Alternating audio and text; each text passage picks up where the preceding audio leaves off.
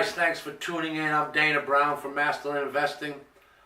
This is just going to be a short video. What it's going to be about basically is, I can't say it enough, don't follow the masses.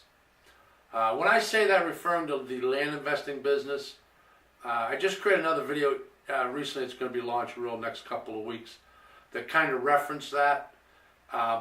You want to become a student of the business. You want to gobble up as much information as you can. Once you have a little bit of confidence, don't be afraid to get in the game. But that being said, we all have outside influences in our life. I've always said don't share positive things with negative people. But getting back to the land investing business, everybody out there, everybody in the sun has an opinion of what you should and shouldn't do. Typically, what I've seen from my experience, because I do so much solicitation, I talk to landowners a lot, is that they obviously listened to the wrong people when they made their investment.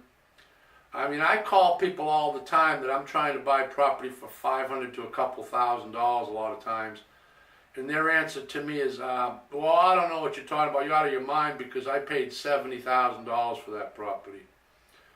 A lot of times, those particular properties they're referring to that they paid 70, the most they ever went to was 50 grand as a pretty much a fair market value, and that was an inflated market. That was in more of a bubble when people were frenzying to buy property because they were doing, like I said, they were following the masses.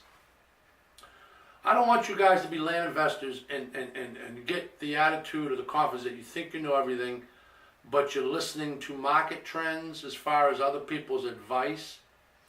It's not wrong to ask professionals, realtors, brokers, use Zillow, use other resources, use your comps, use other avenues to get information, gather information, come up with an analysis of where the market's at. Listen to the streets, keep your ears open, your eyes open. There's nothing wrong with that. But as a sharp investor, a problem solver, somebody that wants to do this long term, wants to make money, not lose money, not have money tied up you can't get your hands on it, you bought a bunch of property you can't get rid of, my advice is don't listen to other people. Be your own person. Be a leader, don't be a follower. Come up with your own conclusions, which I refer to as not luck, it's labor under controlled knowledge. Don't be one that has an idea about some land and you go ask people that have no idea about land. They're not land investors, nor do they have the tools in the box to be a land investor to give you that advice.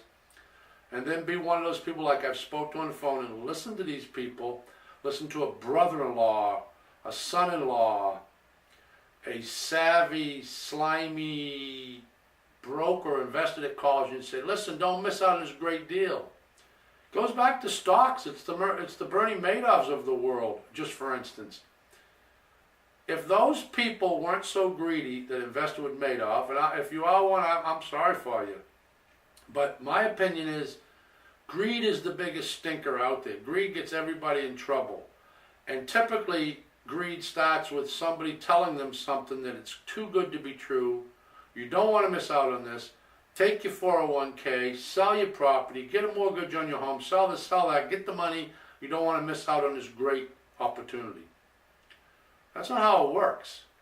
With any business, and even going back to the investing business, the way you make your money is become a professional at what you do, get your tools in your box, self-educate yourself, use your head, use your intelligence, use your knowledge. You make your own calculated decisions under knowledge. Once you do that, then you don't need to ask anybody else that doesn't know what they're talking about.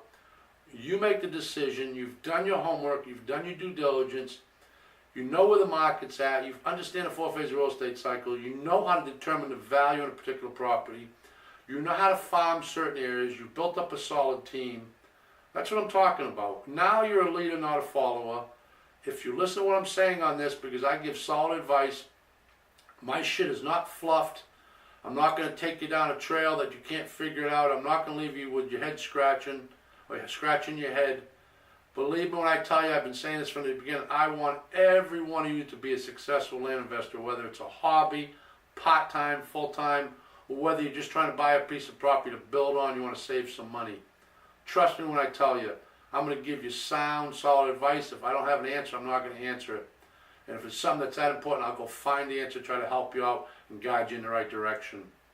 I'm not going to fill my videos full of fluff, which there's so many out there. I'm not going to say who, but there's a lot of them. But there's also a lot of great guys out there too, to teach all different types of courses. So I'm to the point. I'm one of those guys, direct to the point. I'll give you a straight shot on this stuff. But I just want to create this video. I don't want you guys following anybody else, but follow your knowledge, become a student of the business, constantly learn from the right people. Make sure you do your business under controlled knowledge. You'll do fine, guys. That's the video for the day. Once again, thank you guys for tuning in. I hope you have a great week. Go out there and inspire someone today if you can. Be generous with your time. Don't be greedy. Thank you guys for tuning in. We'll talk soon. Bye-bye.